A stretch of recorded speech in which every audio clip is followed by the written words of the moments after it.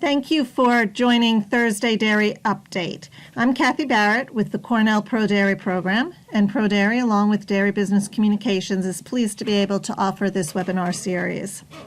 Today we have Dr. Tom Overton, Cornell University Professor of Dairy Cattle Nutrition and Director of the Cornell ProDairy program, as well as Associate Director of Cornell Cooperative Extension.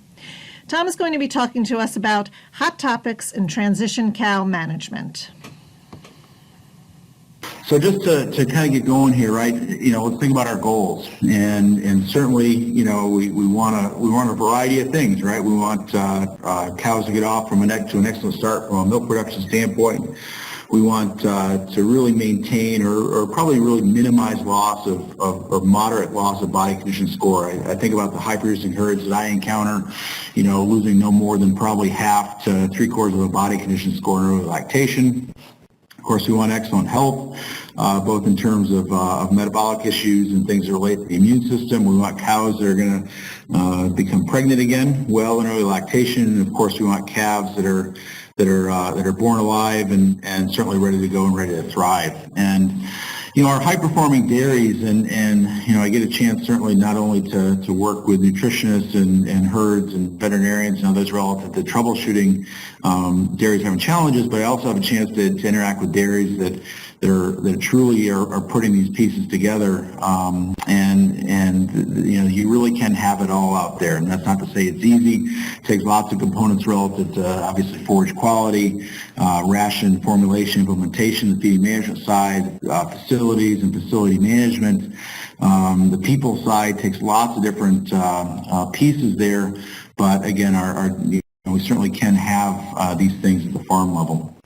So one of the concepts that we've kind of been beating the drum on for a while anyway is this concept that, at least if I go back in time, and even today I think on lots of dairies, the focus or the judge or the gauge anyway relative to transition cow success or not comes back to clinical health disorders, right? In other words, dairies that are having health issues, obviously, in fresh cows, that obviously, is a challenge, right? But oftentimes dairies also interpret the lack of those clinical diseases or disorders as a lack of opportunity. And again, I encounter lots of dairies too where the clinical disease side is under control, yet they still have significant opportunities to improve production and reproduction based on how they, based on various components of transition cow nutrition and management. So just to kind of outline, again, the bigger picture here, right? From the standpoint of transition cow management, obviously a number of things we're trying to do on the nutrition side. We focus on the macromineral side. We're going to talk about that a fair amount today as they approach calving. Again, we are proponents in general of controlling energy intakes, both far off and close up. I'll allude to that just a little bit. Again, not necessarily going to focus there today. Certainly we want comparatively higher dry matter intakes in these cows, and also we want consistent consumption of that diet. And I will talk some about sorting the dry cow side. And then, our work, you'll see we tend to favor more fermentable diets for fresh cows, but again, that's an area where I think there's more to learn. All right, so again, nutrition, important, implementation of nutrition, the non-nutritional side, again, back to facilities and grouping management, and then, certainly also the, putting cow and herd level monitoring systems in place to help identify, the need for management change. And again, we'll probably won't talk too much about that today, but lots of work going on in, again, that has been going on for some time in evaluation of subclinical ketosis. Rumination monitors are certainly out there now, and so lots of different areas there. So today what we're going to do, we're going to just hit a few quote-unquote hot topics. We're going to talk about calcium, right? That's an old topic made new again. If you'd asked me 5 to 8 years ago, I thought we'd be doing a lot of work in calcium metabolism and things like that, I probably would have said, probably not. But funny enough, a lot of focus in this area right now, not only in our group, but lots of others. Talk a little about feeding management. I'll show you some data from a study that we just finished with some support from Farm Viability Institute and others that kind of shows a little bit of that. And then I'm going to spend a little bit of time talking about fresh cow diets. And again, it's an area that I think we're going to see some change on as we go forward. Okay. So let's first talk calcium, right? So this slide shows calcium status in the transition period. Again, we have this, you guys see the line, we have this fairly pronounced decrease, at or about the time of calving, and then the increase here, as cows go into lactation. And certainly we want to try to minimize or mitigate the, not only the extent, but also the duration of this drop in calcium status. And obviously, if it's severe enough, we have cows that have milk fever, but also we have lots of cows, as you'll see, that we categorize as being subclinical hypocalcemic. Okay. This is some survey data. Again, some of you have seen this before. This is out of the USDA group in Iowa. And what they did here is they actually looked at prevalence of hypocalcemia by lactation group, and they used what I'll call kind of the old cut points anyway for evaluation of both clinical and subclinical hypocalcemia. And you see here, certainly very few first lactation animals in their data set here would be categorized as clinically clinical milk fever. About 25% of first lactation animals categorized as subclinical, using actually a slightly lower threshold than we would use now. We'd probably use something a little bit higher, and we'll kind of talk about that a little bit. And then obviously, as cows mature, not only the percentage of cows that might be categorized as being clinical in terms of hypocalcemia or milk fever, but certainly the subclinical grouping gets bigger as well. And so not uncommon here as you see, 40 to 50 to even 60 or 70% of cows, at some point post-calving being subclinical hypocalcemic. So I always hated it when people would trot these iceberg diagrams out there, and I ended up putting one together myself just about a month ago, and because you have this whole, concept relative to clinical disorders, subclinical disease, is it really the tip of the iceberg or not? And frankly, in the case, though, of hypocalcemia, it really looks like it is. Lots of dairies, and we're going to get to this, may have very low percentages of cows post-calving who would be clinical, milk fever cows, maybe 1 or 2% of cows. But invariably on these dairies, there's, again, that 40, 50, 60, probably anyway, percent of cows on lots of farms that are still subclinical. The question, though, until pretty recently has been, all right, is that important? Is it meaningful? And if it is, what do we do about it, right? Or do we need to work harder to manage it? And I think kind of the bottom line, and where I'm at these days, is that, yeah, it looks like it's certainly important, and yeah, I think we need to be more aggressive maybe than we may try to manage this stuff at different points in the past. So a couple studies here I'm going to show you that kind of got me there anyway. This was done out of Florida, and what they did is they looked at cows with low blood calcium concentrations under 8.6 milligrams per deciliter. Just for reference, the old value would have been 8. Okay, would have been 8.0. So you notice, one thing you notice is, okay, they're using a little higher cut point based on their data. So again, we probably have underestimated the opportunity here in the past. But again, cows with low blood calcium during days 1 to 3, they had poor immune cell function. They had higher nephros and ketones, which would suggest we've got poor dry matter intakes there, higher metritis and endometritis, and then also lower subsequent reproductive performance. So this is one of the first studies that kind of evaluated some of this comprehensively, and again came to the conclusion that that again, this isn't something cows just kind of have a little bit low calcium. They get through it, and that's all there is. Looks like there may be some longer standing implications relative to reproduction in this particular study. And then this to me was the study that probably was for me quite compelling anyway. And this was done. It's a very large epidemiological study done 55 herds in the U.S. and Canada. And what they found here is they were comparing herds with each other. And there's lots and lots of detail in this paper, but just to boil it down for you, herds that had higher proportions of cows with blood calcium less than 8.4 milligrams per deciliter in the first week after calving, they had 2.5 times the DA rates. Okay, so let's say a herd with good calcium status might have 2% DAs. 2.4 times that would be about 5% in those herds that had poor calcium status. For about 4 kilos, which translates into 8 to 10 pounds, or 8 to 9 pounds anyway, less milk at first test day across all cows in the herd, and then a 30% decrease in conception rate at first service as well in these herds that had poor calcium status post-calving. And so, again, this is associative, right? It's not cause and effect, but at the same time, certainly indicates that that there's clear opportunity here, or maybe clear opportunity to do better, and we need to be thinking about this. So, before we get into actually the management side, let's talk quickly about the cow's normal biological mechanisms in terms of blood calcium. And you see here in the center, the first thing that happens when blood calcium drops is it signals the parathyroid gland to secrete parathyroid hormone, or PTH.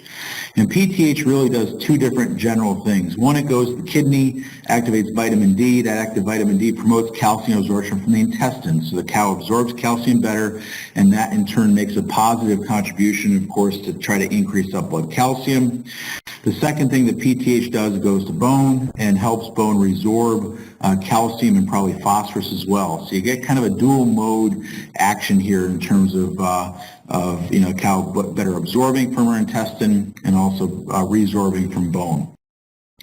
Now, in a case of metabolic alkalosis, right, and this would be a slightly higher blood pH. Remember, that's pretty tightly regulated in the cow, but there is still some play there.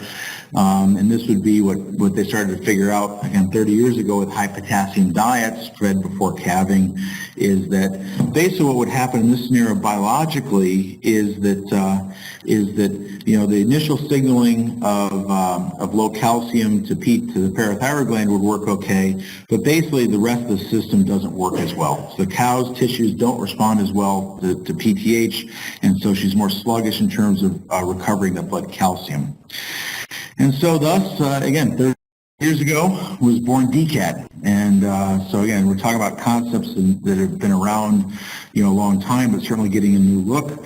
And so in this case, what we do from a dietary standpoint, of course, is we try to minimize sodium, potassium, especially potassium in this pre-calving diet.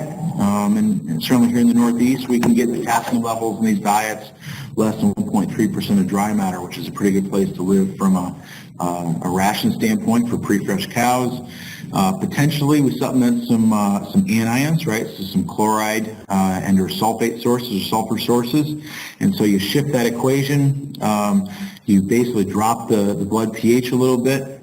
And the net result really is better sensitivity of parathyroid hormone receptors to that hormone. And so you get better absorption from the intestine. You get better release from bone. And so there's a few different things going on there relative to the physiology. Okay. So the way we've kind of applied this in the industry, we've really kind of taken three general approaches, right? One, and the first one here, and again, just for convenience, I kind of throw these into buckets, right? And the reality is there's shades of all of these. And the first one here, and I think it's been very well embraced in New York, the Northeast, other parts of the country, and certainly to some extent the world, has been to focus really on feeding low potassium and also sodium diets, forages and feeds to close-up cows. And with really an emphasis on potassium here. And of course, in the Northeast, we tend to have things like corn silage, which, again, generally is a low potassium feed. Mature grassy hays can also be lower potassium. That's going to depend on how much manure they've received. The more manure anything gets, the higher potassium. Somebody's either cracking a soda or beer. So, hey, cheers, right? And we all, things like straw, right? So straws and those types of feeds also tend to be low potassium. Of course, on the concentrate side, things like brewer's grains and things like that also tend to be low potassium. So we can, at least again, in my world, right, in our world in the Northeast, in lots of herds, we can get lower potassium diets.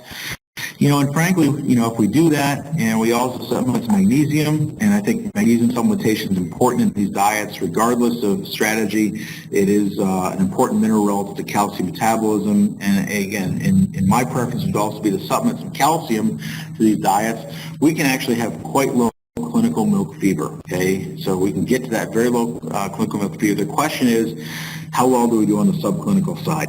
And it's starting to look again like we probably don't do as well as we need to do. And so the second approach here, is kind of let's just kind of feed a low potassium diet, right? Or I'm sorry, low potassium diet and some level of anions. So we're going to incorporate an anionic supplement, and of course there's a variety available commercially.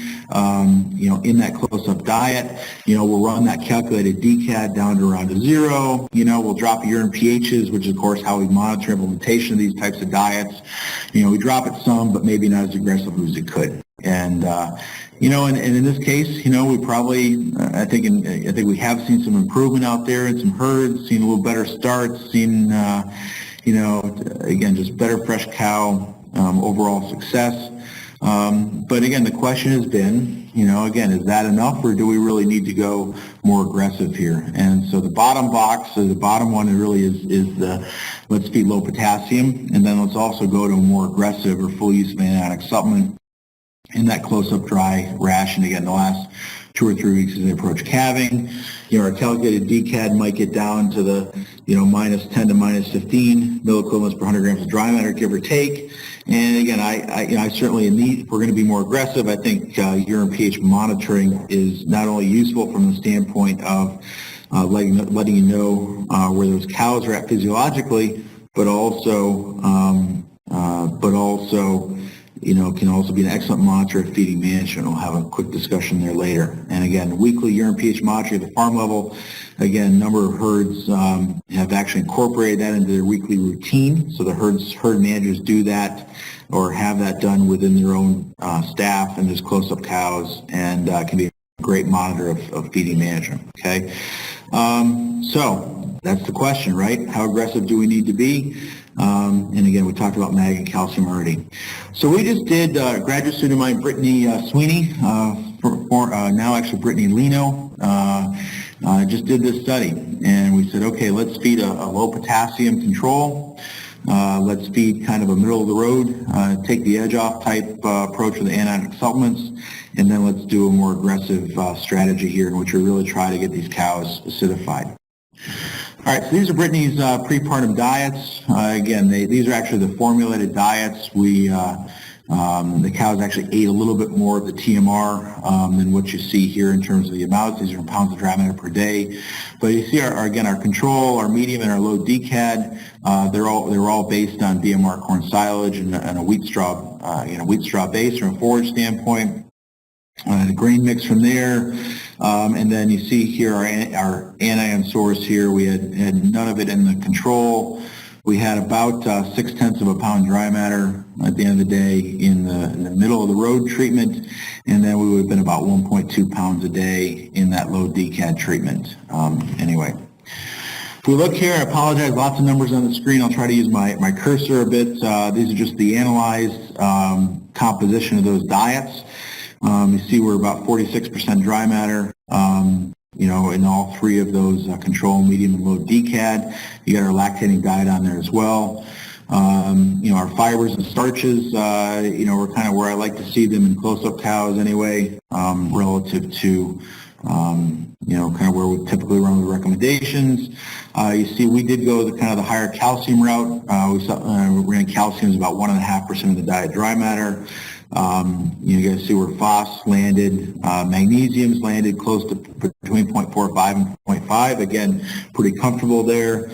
Potassium's, just under 1.3 in all diets.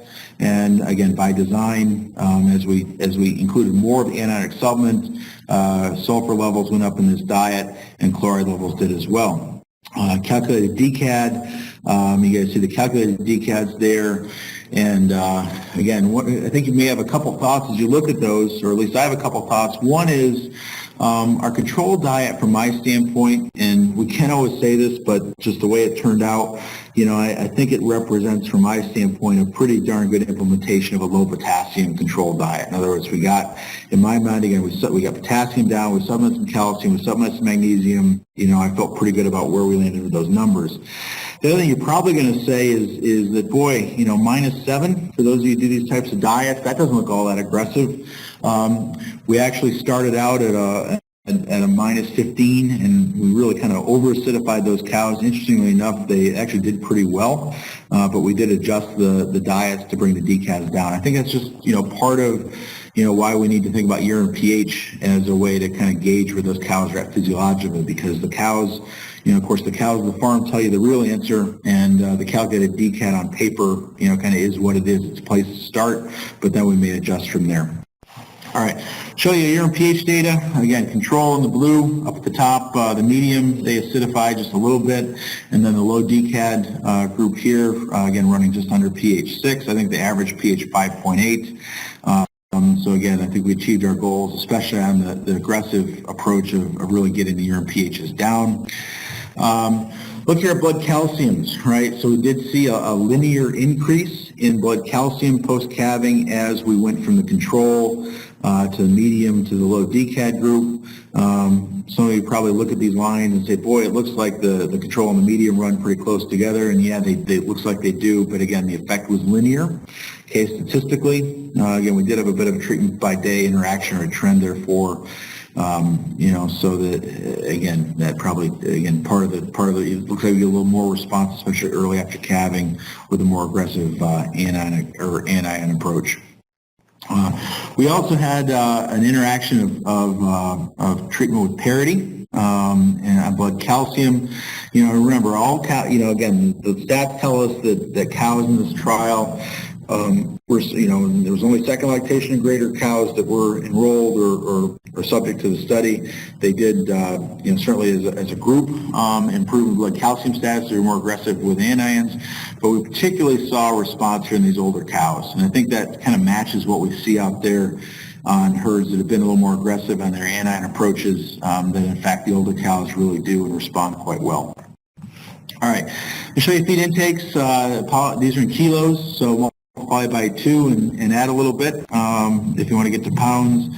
I think the point here, if you look at the pre-calving intakes, we were running about 31 pounds of dry matter, and very, very similar intakes across treatment. So we did not see, any decrease or certainly any meaningful decrease in intake as we went from the control to the medium to the low. And in fact, when you look at the graphs, any differences were actually quite a ways from calving, which kind of matches some of the other work that's out there in this general area. Where we did see a response, though, was in the post-calving intakes, and that, of course, is where we want to see them. And we did see linear trends or significant increases in dry matter intake after calving, and we picked up, basically this translates into 2-3 pounds of dry matter intake. And intakes actually were already pretty decent in these cows, but we picked up 2 or 3 pounds of dry matter intake as we went from the control to the medium to the low DCAD treatment. Okay, and finally, I'll just show you quickly the milk yield. Again, in kilos, cows milk reasonably well, and again, we saw a linear response there. So we had, again, that's 3 kilos plus, so you're looking at 7 pounds, maybe plus more milk per cow per day, first 21 days, we went from control to the medium to the low. Okay. All right, so just to we're still in progress with other analyses. Brittany's in the lab, and so we're still kind of rolling data out from the study all the time, but those are some of the initial findings there. Just to quickly summarize dry period guidelines before we kind of shift gears a little bit.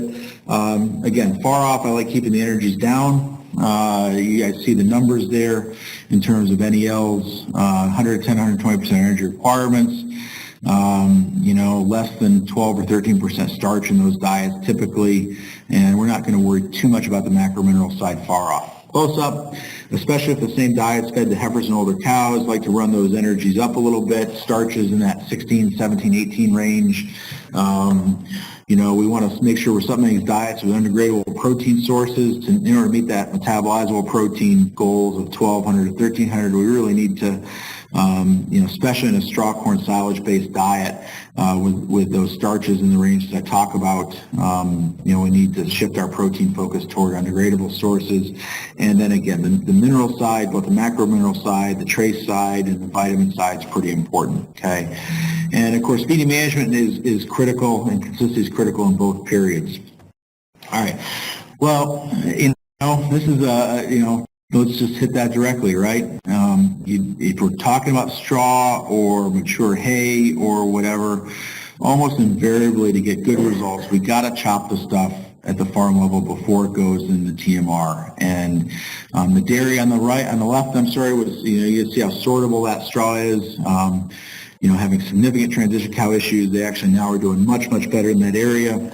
The dairy on the right, first thing I did was compliment the herd owner and one of the partners on what that TMR looked like, and the comment from that farm owner was, you know what, it's probably the single most important thing we think we've gotten results from in our transition cows is actually putting the equipment, the labor, taking that time and effort to really get that diet right. Okay, and obviously equipment maintenance comes in, stuff like that. They end up doing they end up again with a tub grinder on that particular dairy to get that straw down, particle size down. And I'll give you some guidelines here in just a minute. Okay, photo of some well-chopped straws. The dairy in northern New York, they actually they have their own straw. They actually process it first in the baler, or when they bale it, and then they also then tub grind it afterwards. So it's really quite nice and mixes very well, and a very nice consistent TMR in that regard.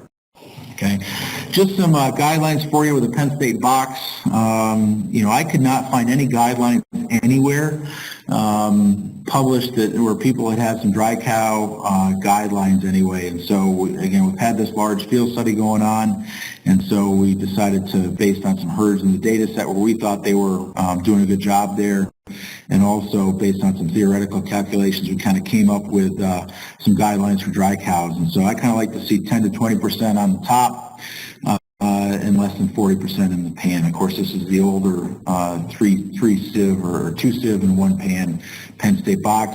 The straw or dry hay for the TMR, these are actually Heather Dan's guidelines from Minor. And again, Heather, again, roughly a third in those 3 sections. Okay, I like to see it again, no more than an inch and a half probably on the long end. That's about 4 centimeters for the longest particles. And again, moisture is also important, like those moistures in that 46% dry matter range. And sometimes that means adding water, and that's going to be a real popular discussion this time of year out there. But I think, again, herds that are committed to some of this stuff, they figure out ways to get some of this stuff done. Okay, here's some data. Again, I mentioned a study that we've been doing. We actually have, we're in data analysis mode now. Allison Lawton in our group, again, supported in part by New York Farm Viability Institute.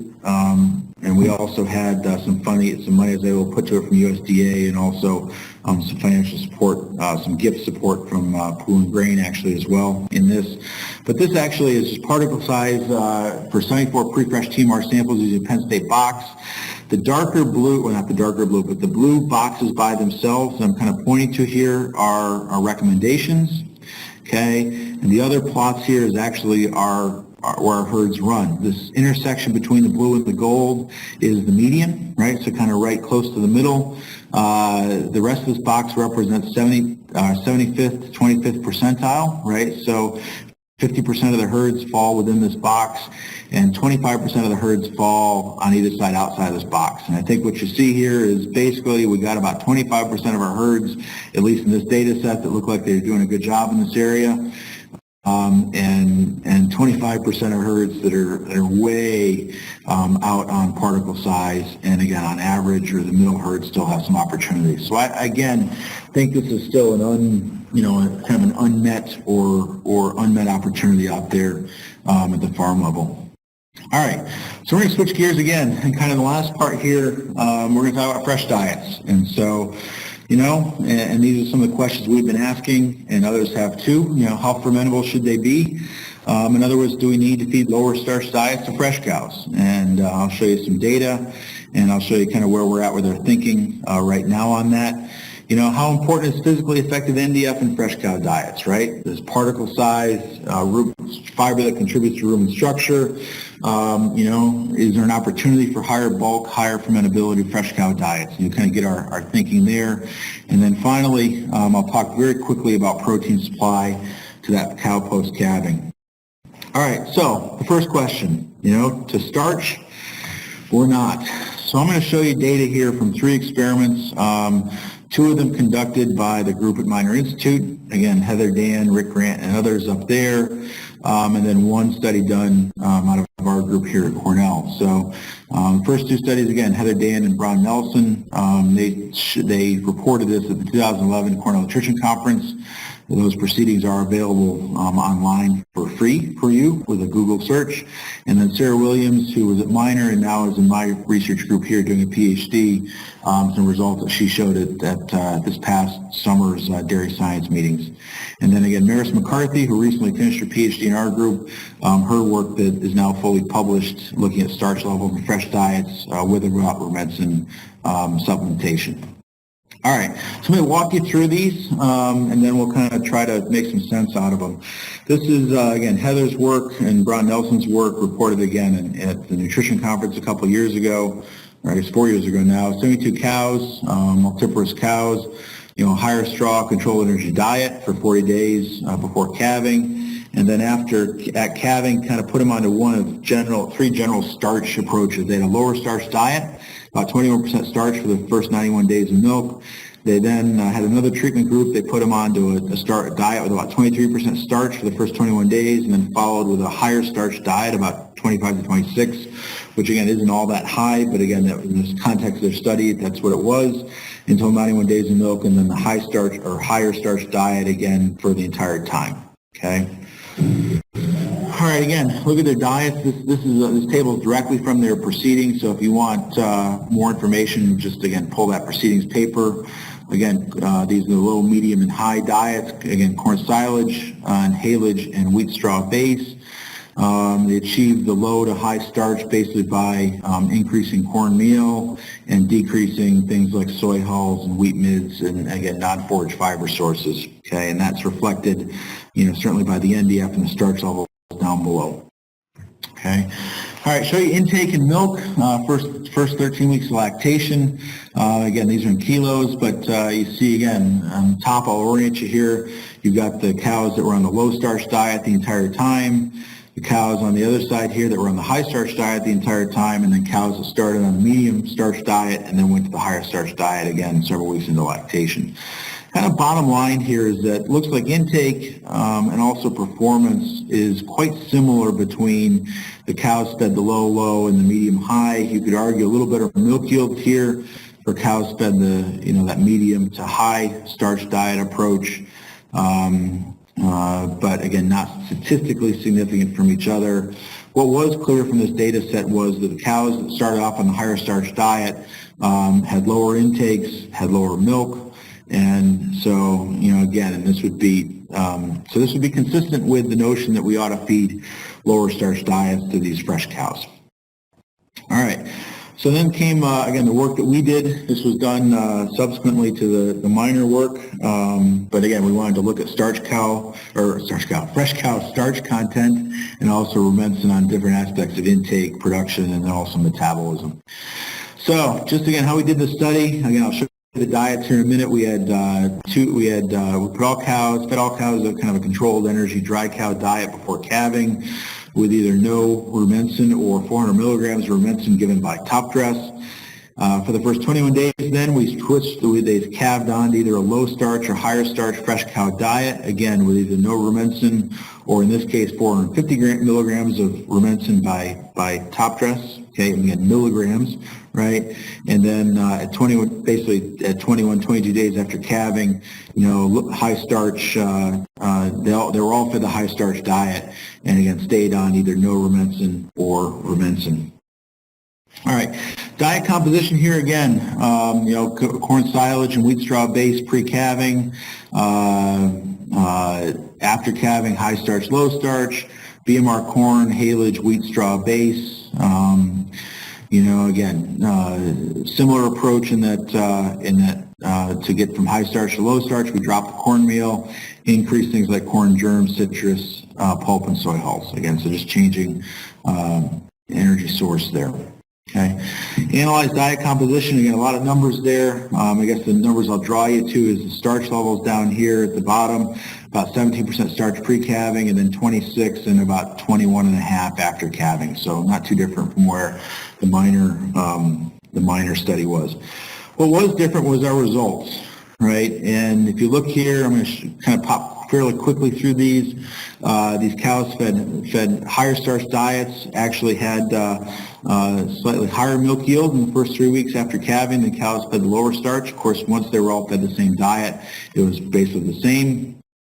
Okay, cows fed higher starch diets had higher trends for higher overall dry matter intake, right? So kind of opposite to the minor results. Cows fed rumensin, we got pounds of milk per cow per day in the first 9 weeks of lactation of the rumensin. Rumensin fed cows had higher dry matter intakes post calving. Again, pretty similar to other data sets. Cows fed higher starch had lower NEFAs, right? Cows fed higher starch had lower ketones. Cows fed rumensin had no effect on NEFA, but cows fed rumensin had ketones. So again, consistent with other data that's out there. So, what's going on, right? Minor ran a good study. I felt we ran a good study. Similar approaches, but kind of different results here. Okay. So if we look here, this slide actually was put together by Heather Dan, again at Minor. If we look here at the low versus high treatments in both studies, we can look at starch levels, look at fermentable starch levels predicted by CNCPS percent of dry matter, percent of carbohydrate, total fermentable carbohydrate, percent of dry matter. Pretty similar, right? Especially on the starch side. Looks like our study, the fermentable carbohydrate in total may be a little bit lower than the Minor study, but pretty close, okay? What was different, though, was the dry period approaches. And, we were running very different starch levels here pre-calving, and Minor was running down around 13.5. We were running around 17.5. And so it makes us wonder, right, does fresh cow strategy depend in part on what we're doing in these close-up cows? And so again, if we're feeding a lower starch pre-fresh diet, do we need to also, are we better off if we calve them onto a lower starch fresh diet? Versus if we're feeding a little bit higher starch pre-calving, maybe we're okay to jump them to that 26 or maybe a little more range, just depending on where we're at there. Okay, so just kind of our thoughts right now are probably our most plausible explanation for why these studies had apparently similar approaches, but certainly different results. All right, now, so let's kind of bring this in the area of what's going on in these rumens, right? And honestly, this has been quite poorly studied. The early focus was on, we need to be worried about papillae development so that the cows can absorb VFAs. And that's kind of one of the reasons why we need to feed them a little more energy before calving. And kind of bottom line is that's basically anywhere between a myth to a bunch of baloney, right? So, and maybe somewhere in between. There was one study that did support that. I think if you look at more recent data, where I think they had studies that were feeding diets probably more typical of what we might feed out there, probably not a lot of acute changes were papillae in that time frame. Okay, now that's not to say there aren't changes that do happen in that rumen, because clearly we have different diets we're feeding. There are some data suggesting certainly as microbial populations change, right, from pre-calving to post-calving, the diet, et cetera. So not to minimize the potential, there is some rumen stuff going on here. It may just not relate to papillae directly. Okay, this is some data from Greg Penner during his PhD a few years ago. Greg actually he had continuous pH monitoring in cows during the transition period, rumen pH monitoring, and then categorized these cows as either total or as either mild, moderately, or acutely ruminally acidotic. And looking at basically time under, mild, I think was time under pH 5.8 in that rumen. I think what you see here, you don't see a lot of acute or moderate acute ruminal acidosis. These would be quite low rumen pHs, but in this day 1 to 5, we see this big spike here in terms of the area under the curve, which would be kind of an index of how much time these cows spent under 5.8 of low rumen pH. Okay, so it certainly looked like in this study that these cows may have some fairly significant drops in rumen pH immediately post-calving. Okay. Again, some recent work. This is done at Minor Institute. Again, Sarah Williams is the lead, Heather Dan and others certainly heavily involved as well. A relatively small study, but what they wanted to do is they wanted to follow up on their previous work and look at different starch levels and is there something going on here with inflammation or acute phase response. So had 16 cows in the study, 8 cows per treatment. They fed them, again, you see the dry period strategies here after calving, 21 starch versus 27% starch. In their diets, again, corn silage, hay crop silage, straw base, you see the grain mixes. Similar, again, replacement of cornmeal with non-forage fiber to get the lower high starch differences there. Again, okay. If you look at performance, again, Heather would say, and she's correct, that probably not enough cows in the study to really look at performance differences. There are only 8 cows per treatment. If you look at intakes and milk yield, certainly no apparent negative responses there to the higher starch diet. Okay, at least not in that small data set, but again, you're looking at a small data set. What was different, though, as might be expected, was some of the aspects relative to rumen pH. And you see here in red, these cows fed the higher starch diets had lower rumen pHs on average, and also had more time below pH 5.8 in that 24-hour cycle. Okay, and that translated into higher acute phase proteins. So this would be these things like haptoglobin and serum amyloid A. Those are markers of inflammation in the cow, and they would, we certainly would generally perceive them as kind of a cow's almost immune or otherwise response to a challenge. And so you see those concentrations are elevated in the blood of those cows fed the high starch diet post-calving. Okay. Even in our study, this is Maris's work again with the higher low starch. We did see some higher blood haptoglobins here in these cows fed higher starch diets post-calving. So again, catches our attention a bit here, and it kind of leads into this, and that I wonder, or we speculate anyway, that that physically effective fiber, or however we want to characterize that, probably is very important in these fresh cows. Okay. So I'll take you back. Kind of our support for this right now, we are doing we just finished some controlled work in the area. Don't have any results yet. It's Sarah's first study here. But this is the first part of Maris's work where we had, again, we were looking at higher, lower starch diets. We fed them, again, that controlled energy high straw or higher straw approach 28 to 35 days before calving until calving. Again, 1 or 2 fresh diets, and then, again, our first cows got significant issues. And basically, we ended up having to change our diets, as you're going to see, and we restarted the study. Okay, a lot of numbers on this.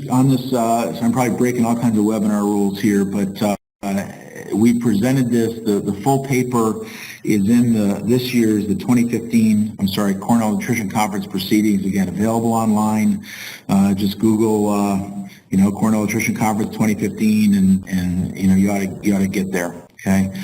Okay. So the way I'm going to describe this to you, though, again, we had cows fed a corn silage, wheat straw based diet before calving, post calving. Okay. Basically, the 2 columns here on the left, the high starch HSLF, high starch low fiber, low starch low fiber.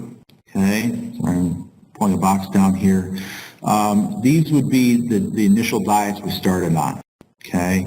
And then HF would be high starch, high fiber, and then low starch, high fiber, right? So these are the diets we ended up, after we made the transition, made the diet change. And what you see here is basically the change we made was to decrease BMR corn silage in the diet and increase wheat straw. Okay. Everything else we left actually the same between the lower high starch diets both before and after the change. But again, we're presenting these diets on this slide like they were fed all at the same time. They weren't. Okay. So that is a challenge. So again, this is a bit more of a case study than anything else. If you go down to the bottom, you can see here, NDF percent here before the change was 26.4 and 31.5. So some of you might get nervous, and I would too at 26.4. Starch levels at 28 versus 22. That's only based on one sample for each of these diets, one composite sample. Again, after the change, diets, again, were more where we intended them to be. Just for your interest, a lot of interest out there right now in UNDF and UNDF 240 hours. This dry cow diet was running around 15. Before the change, we were running kind of 8 to 9% of dry matter as UNDF 240. After the change, we were running 10 to 11. Okay, so fairly significant changes there in that value. And again, this was all done before we were really thinking about UNDF, but now we are thinking about trying to put it into context. Okay, so I told you the train wreck. Here's the proof. So we had 7 cows that calved total onto this high starch, low fiber. 10 cows calve onto this low starch, low fiber. We had 4 DAs out of 7 cows on this treatment, 2 DAs out of 10 cows. Had a bunch of ketosis, and again, this HSLF treatment was really bad from the health side. So you're probably sitting there thankful that those are my cows and not your cows, right? That were affected by this. And again, after the change, though, right? After the change, we calved. You add this up. This is about 77 cows total. And we had no DAs out of 77 cows, and we had, and we were monitoring pretty closely clinical ketosis with blood strips and things like that, and had very little clinical ketosis in these cows. Okay, so again, health-wise, looked pretty darn good after the change. Obviously, not before the change. Now, again, I'm presenting these. This is intakes, dry matter intakes. I'm presenting these like they were done at the same time. Again, they weren't. I'll just take you from a bottom here up. Again, these cows on that before the change, higher starch, low fiber, or not enough fiber because again the BMR was hotter, lower in fiber than we thought it was, than we had analyzed for before the study. Intake's very poor. Cows fed either the higher starch, the low starch with the low fiber, or the low starch, the high fiber kind of intakes here in the middle. Our best intakes overall were in these cows fed a combination of higher starch and the higher fiber, which we found quite interesting. So it looks like we have a bit of an interaction there going on. Milk yield followed roughly a similar pattern, although again, not nearly enough cows to look at this. And the other thing is that cows that calved, after the change, we calved a lot more cows in the summertime and things like that. So there's some things that make interpretation challenging, but maybe some interactions there. And actually, our blood work since then, I don't have a slide on it yet, but look like we may have some interactions relative to ketones and NEFAs and things like that, such that that combination of higher starch and higher fiber basically right out of the gate seemed to be good, not only from an intake standpoint, but it was reflected also in things like NEFAs and ketones and haptoglobin and stuff like that. So stay tuned on this one. Okay, so just the implications here overall. Again, this is definitely a work in progress. I do think we're going to see some evolution of fresh cow feeding strategies in the next few years. I do think there are interactions between pre-calving and post-calving feeding strategies. In other words, at least for right now, if we're feeding lower starch diets, less than 15% during that close-up period, I think we probably our best results are going to calve them on to a diet with 21 to 23% starch. We may push that non-forage fiber, digestible fiber byproducts up in those diets to make sure we have some energy there, but we're probably going to be careful on the starch.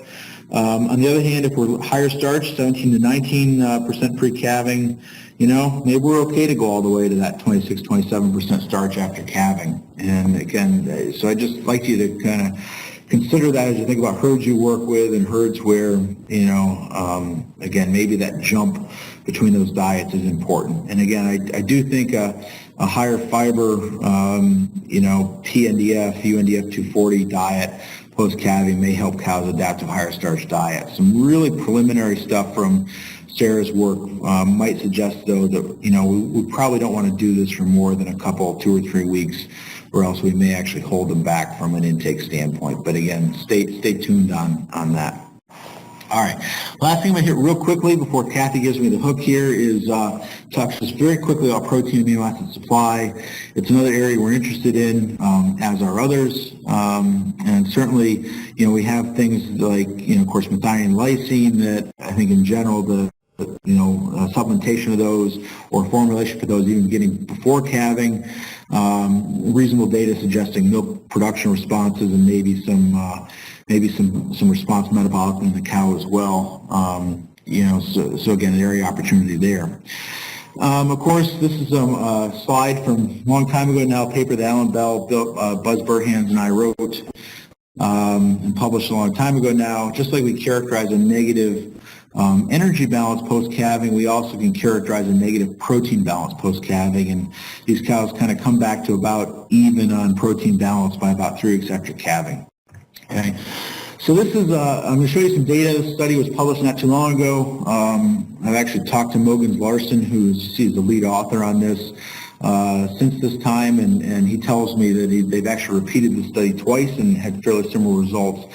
This is in a small number of cows in this study, but very interesting approach they took, and I think pretty interesting results. They had 8 cows in the study. They gave them either a water control or they infused casein, right? So milk casein, and of course that's basically almost a perfect protein from an amino acid standpoint, as I think you folks know. And they infused that casein into the abomasum directly to meet the deficit in MP. So they're basically trying to do is infuse enough casein into these cows to eliminate a negative protein balance, okay? And just say, okay, what happens if we can eliminate that? And so they basically supplied, this would be about 360 grams, equates to about 3/4 of a pound of casein at the first day after calving, 720 grams a day, so that's 1.5 pounds to 1.75 pounds at 2 days after calving. And then what they did is as the cow's intake increased, which meant they were getting more just protein from their diet or MP from their diet, they started backing off on how much they were infusing into these cows. Okay, and so again, a pretty elegant study, pretty labor-intensive study, and give them a lot of credit for taking a look at it. Okay. So what they see here, again, this is the top graph is intake. Again, not enough cows really to look at this, but no difference, apparent difference, significant or otherwise, in dry matter intake. MP supply, right? So protein supply when they add in the casein, of course, by design, you get a big increase in protein supply, and then it kind of held flat as the cows' intakes caught up. But what they found here is they got a big milk response here in these cows that got the additional MP by casein after calving. And so that 17.2 kilos, that's 15 or 16 pounds of milk in those cows. And I think you would agree that that's a lot of milk, right? And so we're pretty interested in this right now and getting ready to kind of launch some work in this area. So again, whether it's just protein in general, whether it's specific amino acids we need to be thinking about or whatever. We and others are certainly interested in trying to figure this one out. So just to conclude, again, I think a lot of you, have seen progress in herds that you work with, or those of you at the farm level, in your herds, over time in transition cows. We certainly do things lots differently now. We're attuned to lots of different things now than we were 10 or 15 years ago, and I think that'll continue to evolve. I think we've learned a lot, and there's more to learn, and certainly got to keep working on consistency of adoption in the field. And some of that relates to, stuff that we kind of know leads us down good roads, and we just need to do better out there. Okay. And again, I think back to kind of refocusing here on hypocalcemia and management of subclinical hypocalcemia. Again, even in herds with very low clinical rates. Okay, so we can't. I think not only work that's been more controlled, but also work that's been more field oriented certainly has illuminated an opportunity for us out there. We want to control energy intake pre-calving, and again, we want to get higher intakes post-calving, and again, some of that comes back to diet formulation, implementation, and obviously, facilities and stocking densities and all that stuff is pretty important too. Protein amino acid supply, right? Again, I think that's still an opportunity area for us out there. Feeding management certainly is, right, especially on these bulkier types of dry cow diets. Again, if they sort them, they just don't work as well as they should. And then I predict, if we fast forward 5 to 6 years from now, I think we're going to see fairly significant evolution here in maybe how we approach some of these fresh cows. And again, I think we're going to see more emphasis all the time on real-time monitoring at herd and cow level. You guys had Julio Giordano, Julio, but also Matthias Steinfero, Julio's PhD student, on talking about some of his work with rumination collars or monitors. And again, this stuff's all going to just continue to grow. So again, thank you for your attention. That concludes the recording of this segment of Thursday Dairy Update with Dr. Tom Overton.